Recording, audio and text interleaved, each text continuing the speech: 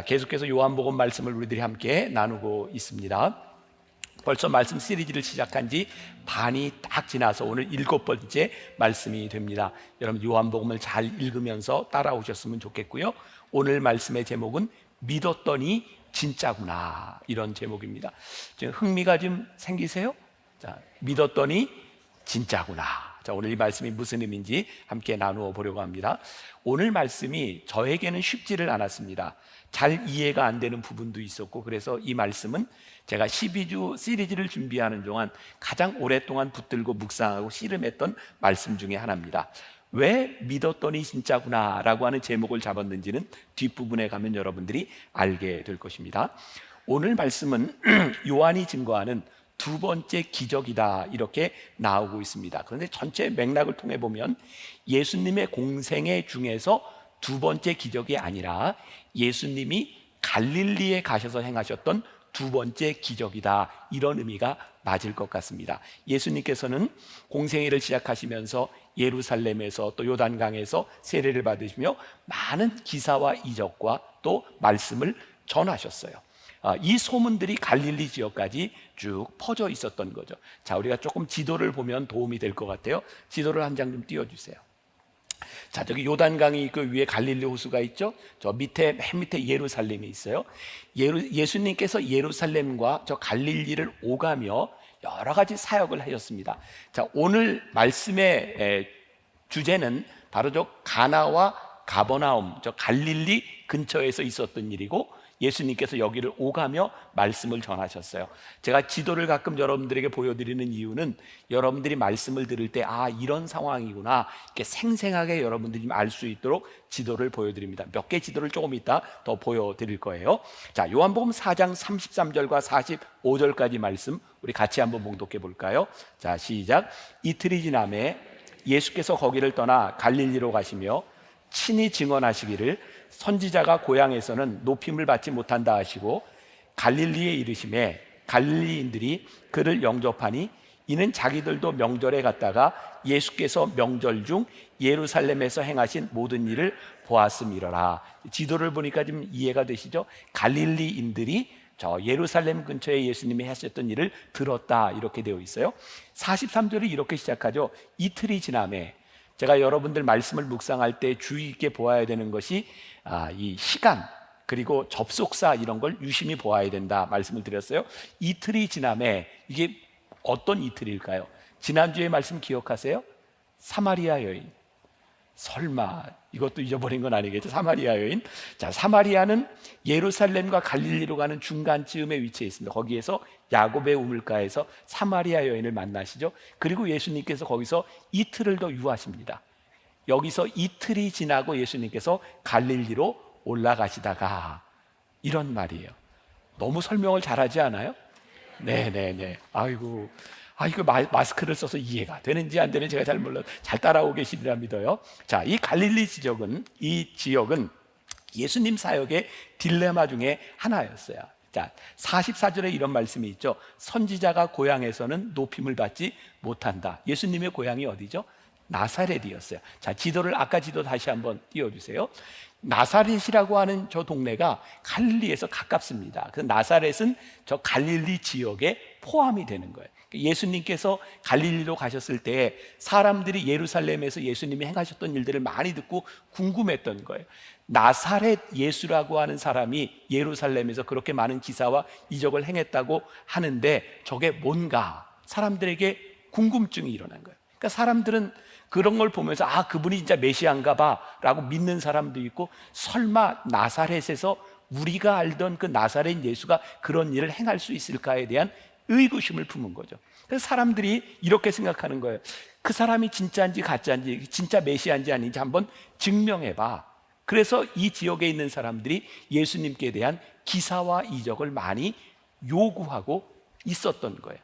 자, 우리가 계속해서 말씀을 통해서 배우는 것이지만 예수님께서는 기사와 이적 그 자체가 중요한 것이 아니라 그것이 무엇을 말하고 있는지를 보아야 된다고 계속해서 이야기하고 있죠. 바로 이 지역에서 왕의 신하 하나가 아들이 죽어가게 되었는데 예수님이 기사와 이적을 행하신다는 이야기를 듣고 예수님을 찾아온 장면입니다. 그것이 오늘 본문 말씀이에요. 자, 사람들은 삶의 위기를 만나면 자기의 삶을 뒤흔들어 놓는 그런 경험들을 하게 되고 삶의 위기 가운데서 하나님을 찾아오게 됩니다. 아마 여기에 예배드리고 있는 많은 분들도 예수님을 믿게 된 계기가 어쩌면 삶의 위기 가운데서 예수를 믿게 된 분들이 꽤 많을 것 같아요. 제가 가나의 혼인잔치 기적을 이야기하면서 했던 말인데 기억이 나시나요? 기적은 인간의 필요와 하나님의 능력이 만나서 일어나는 것이다. 제가 쓴 말이지만 참 확 와닿지 않아요? 예, 기적은 하나님의 필요에 의해서 생기는 것이 아니라 우리 인간의 필요가 하나님의 능력을 만날 때 일어나는 것이다. 그래서 우리들의 삶의 연약함, 자, 이런 의문이 들죠. 하나님이 우리를 사랑하신다고 하는데 왜 우리 인생에 고통의 문제가 찾아올까요? 제가 내년도에 설교 중에 이 고통의 문제를 좀 많이 다룰 겁니다. 왜 우리들에게 이런 어려움들이 오나요? 그런데 참 놀라운 것은 우리가 어려움을 겪을 때, 우리가 약함을 겪을 때 우리는 하나님께로 인도함을 받는 가장 명확한 통로가 된다는 거죠. 자, 오늘 본문 말씀 46절과 47절, 예수께서 다시 갈릴리 가나에 이르시니 전에 물로 포도주를 만드신 곳이라 왕의 신하가 있어 그의 아들이 가버나움에서 병들었더니, 여기 가나라는 지명이 나오고 가버나움이 나오고 있죠. 그가 예수께서 유대로부터 갈릴리로 오셨다는 것을 듣고 가서 청하되, 예수님이 유대로부터 갈릴리로 오셨대요. 청하되 내려오셔서 내 아들의 병을 고쳐주소서 하니 그가 거의 죽게 되었습니다. 자, 오늘 딱 절반을 왔으니까 제가 좀 설명을 이제 해드리고 여러분들 머릿속에 지명을 좀 잘 넣어드리고 가는 게 좋을 것 같아요. 요한복음 1장에서 예수님이 세례를 받으셨어요. 세례 요한을 만나죠. 그리고 예수님의 제자들을 부르셨어요. 베드로와 안드레, 요한. 자, 첫 번째 지도. 자, 예수님께서 처음으로 행하셨는데 요단강을 끼고 밑으로 저렇게 내려오면 여리고가 있어요. 예수님이 세례를 받으신 저 세례터는 저기 요단강이 아니고 한참 밑에 예루살렘 쪽에 있는 요단강입니다. 저기에 베단이라고 하는 곳이 등장을 했어요. 거기에서 세례 요한도 만나고 베드로와 안드레와 요한도 제자로 부르십니다. 1장이에요. 자, 2장에 넘어가 보세요. 예수님께서 이제 저기 활동을 하시다가 가나로 올라가셨어요. 갈릴리 지역으로. 저 가나에서 첫 번째 혼인잔치, 물로 포도주를 만드는 기적을 베푸셨어요. 그리고 예수님께서 저기에 있다가 6월절이 되어서, 그 다음 지도로 한번 넘어가 주세요. 가나에서 예루살렘으로 다시 오셨어요. 저기가 6월절 때문에 오신 거예요. 그리고 저기에서 누구를 만나요? 3장에 니고데모를 만나죠. 그래서 니고데모와 함께 여러 가지 대화를 하시고 거기에서 여러 가지 일들, 성전을 정화하고 하는 일들이 일어났고 갈릴리에 있는 사람들도 그 소식을 들어요. 그리고 예수님께서 다시 예루살렘에서 갈릴리로 올라가시다가 중간에, 지난주 말씀이죠, 사마리아를 지나가게 돼요. 자, 야곱의 우물 사마리아에서 예수님께서 여인을 만나고, 그리고 이틀이 지난 후에 오늘 4장 말씀이 어디로요? 저기 예수님께서 가나로 다시 올라가신 거예요. 그러니까 예수님께서 예루살렘에서 시작하셨다가 갈릴리로 가셨다가 다시 예루살렘으로 오셨다가 다시 사마리아를 거쳐서 갈릴리로 가게 되는 것이 1, 2, 3, 4장의 이야기다. 네, 여기까지 이제 이해가 되셨죠? 이제 여기에서 일어난 일인 거예요. 자, 여기에 왕의 신하라고 하는 사람이 등장을 하고 있는데, 히라보 원어에 보면 바실리코스라고 하는 말이 등장하는데, 이게 뭐 왕궁 뭐 그런 말을 쓸 때 하는 말이에요. 바실리코스. 영어 성경에 보면 노블맨 혹은 로얄 오피서라고 표현이 되어 있어요. 귀족이라는 말입니다. 당시 갈릴리 지역은 헤롯 안티파스라고 하는 왕이 지배를 하고 있었어요. 자, 여러분들의 성경을 이렇게 볼 때 헤롯이라고 하는 이름이 등장하는데 다 헤롯 왕인데 우리가 헷갈릴 때가 좀 있어요. 4번 헤롯 왕에 대한 이야기가 나오는데, 예수님이 태어나실 때 모든 영아들을 살해했던 사람은 누구냐면 헤롯 대제예요. 헤롯 대제. 그리고 여기 나오는 분봉왕 헤롯 안티파스라고 하는 사람은 헤롯 왕의 아들입니다. 요 헤롯 안티파스가 다스리고 있었던 갈릴리 지역의 분봉왕, 이 사람은 누구냐면 세례 요한의 목을 쳤던 사람입니다. 그리고 이 사람은 로마에 이렇게 아부하기 위해서 디베리아라고 하는 도시를 로마 황제에게 헌정했던 그런 사람이기도 합니다. 아무튼 당시에 권력을 가지고 있었던 이 사람의 왕의 신하, 그도 역시 권력을 가지고 있었고 로마의 영향력 안에서 많은 사람들에게 힘을 가지고 있었던 사람이었던 거죠. 그런데 아무리 힘이 있어도 자기 자식의 문제에서는 하염없이 약해지고 무너질 수밖에 없는 존재였던 거죠. 그 사람에 대해서 더 자세한 건 나오지 않지만 왕의 신하였던 이 사람이 삶의 위기 가운데서 예수님 앞에 아주 겸손하고 겸허하게 나아오게 됩니다. 자, 조금 아까 이야기했던 가나라고 하는 곳과 가버나움이라고 하는 두 개의 도시가 있는데 저 거리가 한 32km 정도 되는 거리였다고 이야기를 해요. 요즘과 같은 상황이 아니라 그 옛날 갈릴리 호수를 끼고 산길을 지나서 32km를 지나간다는 것은 그렇게 쉬운 일이 아니었을 겁니다. 그런데 왕의 신하가 아들의 문제를 놓고 자존심을 다 내려놓고 예수님 앞에 찾아가게 되는 순간이 오죠. 다시 이야기합니다. 여러분, 혹시 오늘 여러분들의 삶에 내가 어찌할 수 없는 그런 문제에 봉착했다면 우리들이 가장 겸손해질 수 있는 시간이기 때문에 우리들에게 복되다라고 저는 먼저 말할 수 있을 것 같아요. 이 사람이 예수님께 나아가서 청했다라고 되어 있습니다. 현대인의 성경에 보면 애원했다라고 되어 있고요. 제가 영어 성경 NIV 성경을 보니까 영어로 beg라는 말을 쓰고 있더라고요. 애원하고 간청하는 거예요. 요한복음 4장 48절에 예수님께서 간청하고 나온 이 사람 왕의 신하에게 뭐라고 말씀하시는가? 예수께서 이르시되 너희는 표적과 기사를 보지 못하면 도무지 믿지 아니하리라. 이 상황을 한번 여러분들이 보세요. 왕의 신하가 자존심 다 내려놓고 예수님 앞에 와서 내 아들 좀 살려달라고 하는데 예수님이 굉장히 냉소적으로 이야기하시는, 너희들은 도대체 기사와 표적을 보지 않으면 믿지 않는 자들이구나. 저는 이 부분에서 이 왕의 신하가 예수님 앞에서 그는 진실 앞에 서게 되었다. 그는 예수님을 믿는 믿음으로 온 것이 아니라 기사와 표적을 구하며 예수님 앞에 나와 있었다. 자, 분명히 이야기하면 아직 예수님을 믿는 믿음이 아니라 그는 예수님께 기사와 표적을 구하고 있다. 근데 예수님께서 직설적으로 그 왕의 신하에게 말씀하신 거예요. 저는 가끔 목회를 하다 그런 생각을 합니다. 우리 교인들에게, 우리 장로님들에게, 우리 목회자들에게 직설적으로 이야기하는 것이 참 쉽지 않다. 왜? 마음 상할 수 있으니까. 그런데 오늘 말씀을 보면서 예수님께서 그 왕의 신하에게 직설적으로 말씀하실 때, 혹은 진실 앞에 우리를 서게 할 때, 이것이야말로 우리들의 큰 축복이구나. 제가 가끔 그런 얘기하죠. 말씀을 듣다가 그 말씀으로 인하여 우리의 마음이 아프게 하여 주옵소서. 말씀이 우리를 때리고 진실이 우리를 아프게 하는 것은 우리들에게 큰 축복이다. 자, 말씀을 준비하면서 저에게 생각났던 책이 하나, 아마 그때 제가 이 책을 읽고 있었던 것 같아요. 안녕 기독교라고 하는, 지금은 목사가 돼서 김정주 전도사가 쓴 책입니다. 이 책에 보면 선악과에 대한 문제를 가지고 진실 앞에선 우리 인간들에 대한 문제를 다루고 있어요. 이런 예를 들더라고요. 이 전도사님이 전도사 사역을 하면서 그 교회 학교 어린아이들이 있는데 한 8명쯤 이 전도사님 집에 놀러 왔대요. 되게 개척교회들이 그렇잖아요. 집을 다 개방해서 다 쓰고 뭐 활동하고 하니까. 근데 이 아이들이 노는데 이 아이들만 놔두고 이 전도사님이 밖에 잠깐 나가야 될 일이 생겼다는 거예요. 그래서 아이들에게 이렇게 당부했답니다. 전도사님이 나가 있는 동안 너희들이 마음껏 놀아도 돼. 그런데 단 한 가지는 절대로 하면 안 돼. 냉장고는 건드리지 마. 너희가 이걸 여는 날에는 정령 죽으리라. 이렇게 아이들한테 이야기를 한 거예요. 아이들이 막 신나게 놀다가 이게 자기 집인 줄 알고 놀다가 딱 냉장고를 보는 순간 아이들이 뭘 깨달아요? 이게 우리 집이 아니구나 라는 것을 깨닫게 됐다. 이게 전도사님의 집이구나.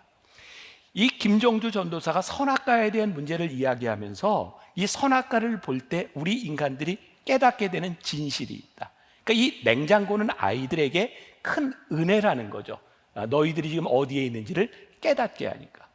선악과 문제에 대해서 우리들이 많은 의문들을 가지고 있어요. 어떤 의문? 하나님 왜 선악과를 만드셔서 인간들로 하여금 타락하게 만드셨어요? 하나님은 우리 인간들에게 자유의지를 주셨는데, 우리들이 무언가를 다 할 수 있도록 하셨는데, 인간들이요 에덴 동산에서 무엇이든지 다 할 수 있는데 선악과를 딱 보는 순간 뭐를 느껴야 돼? 우리는 하나님이 아니구나.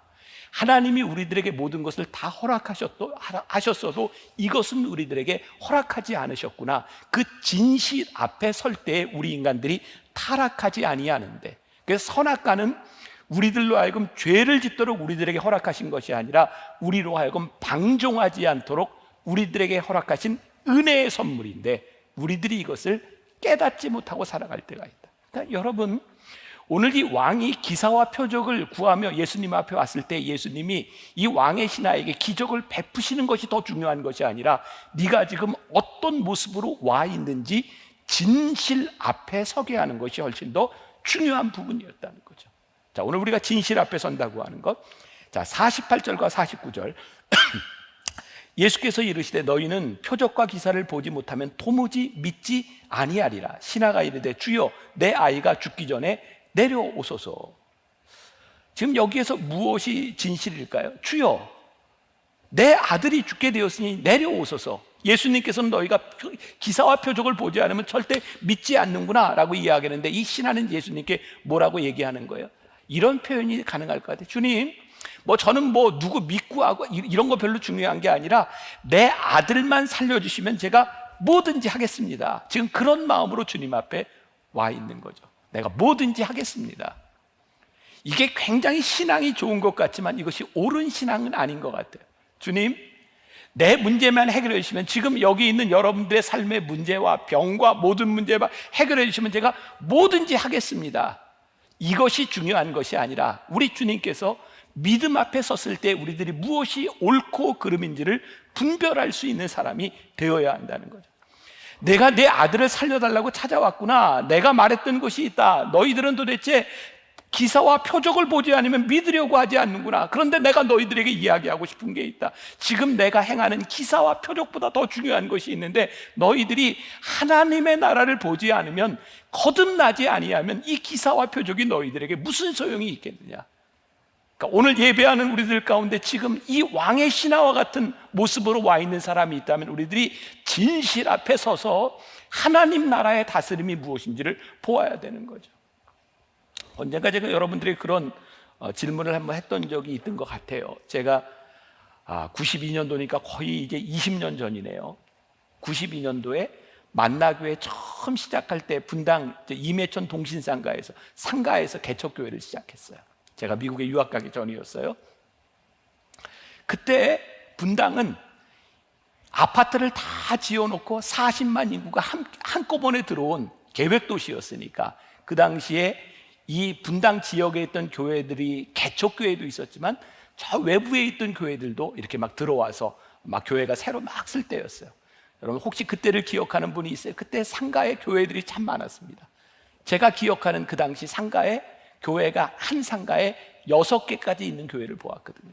근데 그 상가 주인이 독특한 사람이라 한 층에 6개 교회를 다 넣었어요. 지금도 잊지 못해요. 제가 그때 29살 때인데 세상에 예배 시간이 되면, 주일이 되면 교인들이, 그때는 왜들 그렇게 한복을 입었나 몰라, 다 한복 입고 이렇게 주보 나눠주면서 지나가는 사람들에게 우리 교회 좀 와보세요, 우리 교회 좀 와보세요. 그 6개 교회가 있는 복도에 가면 다 교회마다 순서가 다르니까 어느 교회에서는 찬송도 하고 설교도 하고 기도도 하고 이런 소리들, 사람들이 우리 교회에 와보세요, 우리 교회에 와보세요. 바로 옆에 판교가 이렇게 들어오던 때, 그때를 여러분들 기억하시는 분이 있는지 모르겠어요. 거의 10년 가까이 됐죠. 우리 교회에서도 저기에 신도시가 들어오면 우리들이 전도해야 되겠다, 70문도 막 장로님들하고 막 전도 전략도 짜고 그럴 때였어요.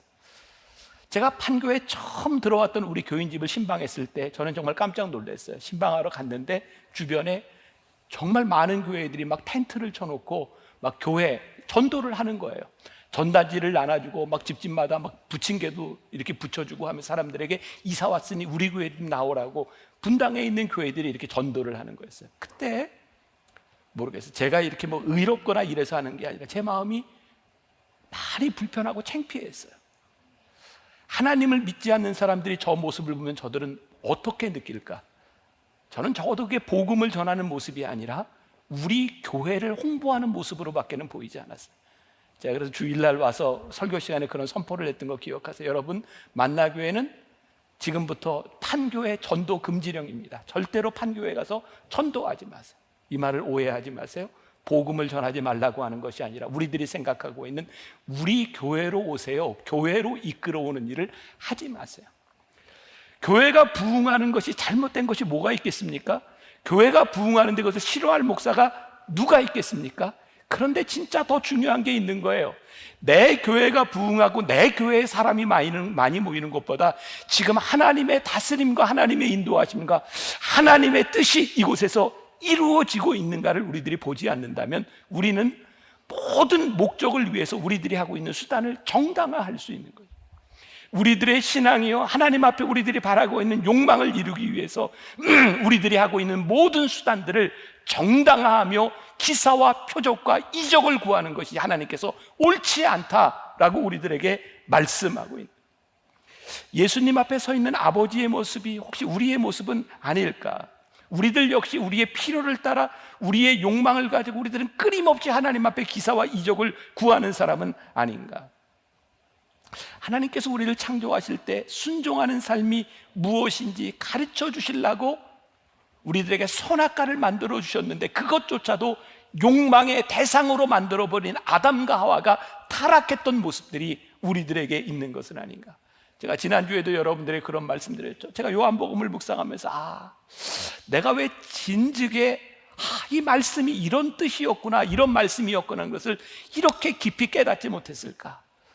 내가 진즉이 이렇게 깨닫고 설교를 했더라면 저와 우리 교회와 우리 교인들이 훨씬 더 하나님 앞에 건강한 신앙을 가질 수 있었을 텐데. 요한복음 4장 49절 메시지 성경에서 이렇게 풀어서 이야기하고 있어요. 그러나 그 관리는 물러서지 않았다. 함께 가주십시오. 내 아들의 생사가 달린 일입니다. 지금 우리들의 기도가 이런지 모르겠어요. 자, 이제 이후에 표적을 구하는 그 아버지의 마음에서 이제 믿음으로 옮겨가는 장면이 나오고 있습니다. 50절 이하에 믿음이라고 하는 말이 몇 번 등장하게 되는데요.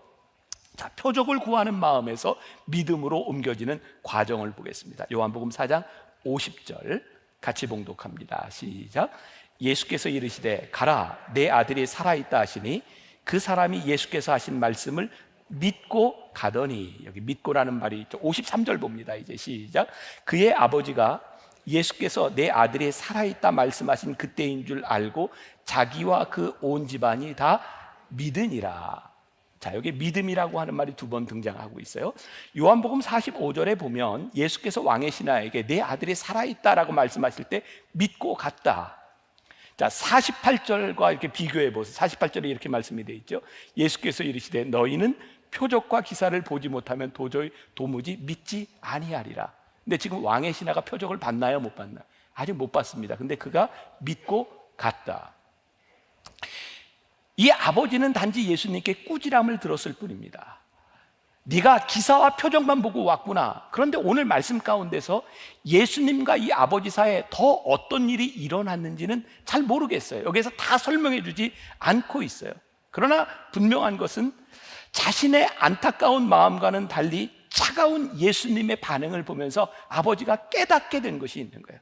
그것이 무엇이었을까요? 예수님은 단순히 기사와 이적을 행하시는 그런 주술사와 같은 분이 아니라 우리 예수님께서는 이 모든 것을 주관하시는 하나님이시구나라는 것을 어떤 경로인지는 모르지만 이 아버지가 깨닫게 된 거죠. 그리고 자기의 욕심에 의해서 주님 지금 저와 함께 가주세요 라고 했던 이 아들이 전적으로 예수님을 믿는 믿음 가운데서 순종하게 된 것이죠. 자, 50절에 예수께서 이르시되 가라, 내 아들이 살아있다 하시니 그 사람이 예수께서 하신 말씀을 믿고 가더니. 자, 예수님께서 이전에 뭘 계속 질책하고 해서 너희는 기사와 표적이 아니면 도대체 믿으려고 하지 않는구나. 근데 이 아버지가 어떻게 변했어요? 예수님께서 말씀하시는 것을 믿고 가더니. 우리가 믿음을 고백하는 순간은 때때로 어떤 논리적인 것, 어떤 시간과 과정이 필요 없을 수 있겠다. 내가 주님 앞에 주님이 주님이시군요. 바로 지난주에 사마리아 여인이 주님 앞에 고백했던 것처럼 생수가 여기 있군요. 주님 앞에 우리들이 온전히 항복하고 온전히 주님을 믿기로 작정하는 순간 일어나는 일, 그것이 무엇인가? 자, 요한복음 4장 51절 내려가는 길에서 그 종들이 오다가 만나서 아이가 살아있다 하거늘. 예수님께 끝까지 졸랐다면 절대로 경험하지 못했을 일을 이 아버지가 경험하게 된 거예요. 지금까지 기적을 통해 사람들이 표적을 보고 믿었다라고 하는 고백이 있는데, 여기에서는 어떤 일이 일어나냐면 예수님을 믿었더니 이 사람이 표적을 보게 된 거예요. 이 왕의 신앙은 지금 표적을 구하는 신앙에서 주를 믿는 믿음으로 바뀌어져 있어요. 믿음으로 내려가다가 표적을 보게 된 거예요. 사실 이 아버지가 예수님의 말씀을 믿고 내려가다 무슨 생각을 했을까요? 한번 우리 상상을 해보세요. 이 아버지가 이렇게 내려가다 지금 예수님의 말씀대로 일어난 것처럼 신하가 중간에 와서 아들이 살았다 이런 얘기를 할 것이라고 이런 상상을 했을까요? 어쩌면 이 아버지는 본인이 상상할 수 없는, 아니 깨달을 수 없는 무언가를 가지고 예수님을 믿으며 내려가고 있었을 거예요. 믿음은 방법을 믿는 것이 아니라 단지 주님을 믿는 것이에요. 자, 여기에 저는 우리 신앙의 핵심이 있다고 생각해요. 우리가 하나님을 온전히 믿지 못하는 이유 가운데 하나는 우리는 자꾸 방법을 믿으려고 하는 거예요. 자, 요즘 주님은 나의 최고봉 여러분들 잘 묵상하고 계세요? 주님은 나의 최고봉에서 요즘 제일 많이 나오는 이야기가 뭐예요? 여러분, 믿음은 여러분들의 체험을 믿는 것이 아니라 주님을 믿는 것입니다. 오스왈드 챔버스가 계속해서 얘기하고 있는 게, 그 시대에도 신앙인들 중에 자꾸 방법과 자기 체험만 믿는 사람이 있었던 거예요. 여러분, 믿음은 우리의 방법이나 체험을 믿는 것이 아니라 주님을 믿는 것입니다. 주님을 믿을 때 우리들이 체험할 수 있는 것은 우리들이 생각할 수 없는 일들이고, 주님을 믿을 때 우리들이 경험하는 것은 주님께서 행하시는 일들을 우리들이 경험하게 돼요. 표적을 보고 믿는 것이 아니라 믿음으로 내려가다가 표적을 보았다. 요한복음 4장 53절, 그의 아버지가 예수께서 내 아들이 살아있다 말씀하신 그때인 줄 알고 자기와 그 온 집안이 다 믿으니라. 온 집안이 다 믿으니라. 자, 그러면 저에겐 또 이런 의문이 생겼어요. 아니 51절에 그가 믿었던 믿음과 또 그 온 집안이 또 믿었던 믿음은 또 무슨 믿음인가? 제가 말씀을 준비하면서 묵상하니까 제 맘이죠, 그죠? 제가 묵상한 걸 이렇게 여러분들에게 나누자면 이런 것, 이게 확증이구나. 우리가 가끔 기도할 때 주님, 저의 믿음 위에 믿음을 더해 주세요. 여러분 이런 기도 안 해보셨어요? 내가 분명히 믿기는 한데 믿음 위에 믿음을 더해 주세요. 글쎄 내가 믿었는데 이게 진짜야. 이때 우리들에게 오는 확신이 얼마나 큰 건가요?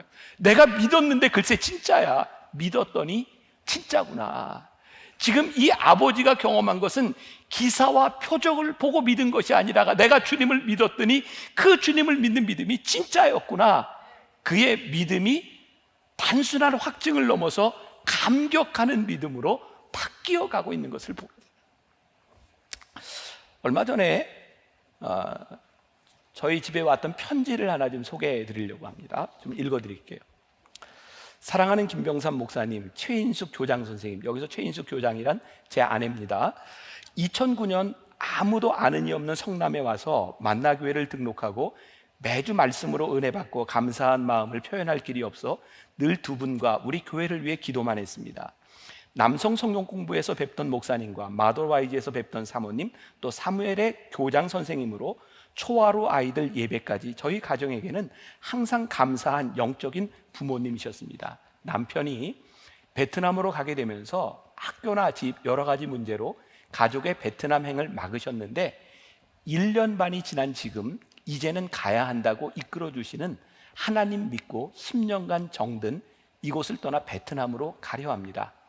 설교 시리즈 시편의 말씀으로, 제가 이 말씀을 쓰던 게 지난해니까 시편 시리즈 기억나시는지 모르겠어요. 매주 힘내서 생활하면서도 갑작스런 베트남행에 저도 모르게 제 마음에 두려움이 있었다 봅니다. 몇 주 전 목사님께서 설교 중에 하나님께서 윙크하실 때 설교를 하시던 중 안경을 벗고 윙크를 했는데, 그 순간 10년 전 목사님께서 큰 아이 서진이 새하기 축복을 해주시던 날이 생각나서 예배 중에 엄청 울었습니다.